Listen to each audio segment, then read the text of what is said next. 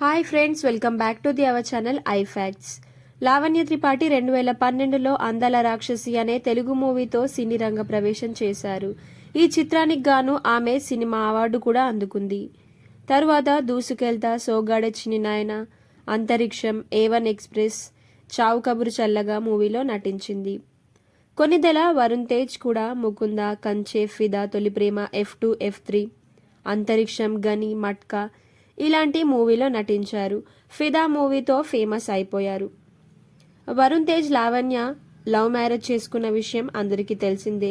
వీళ్ళకి marriage 2023 November 1న ఇటలీలోని సియోనాలో జరిగింది.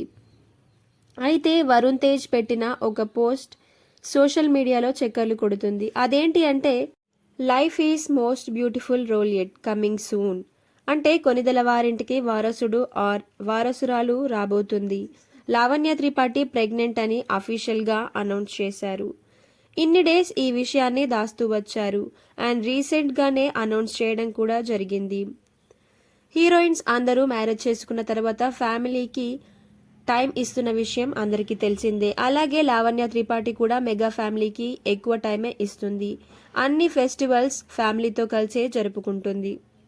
నాకు నా అన్నయ్య చరణ్ లాంటి కొడుకు కావాలి అంటూ లావణ్య ప్రెగ్నెన్సీ గుడ్ న్యూస్ని అందించుకుంటూ వచ్చాడు వరుణ్ తేజ్. ఇక మెగా ఇంటికి వారసుడు రావాలి అని కొనిదెల ఫ్యామిలీ అంతా అనుకుంటున్నారు.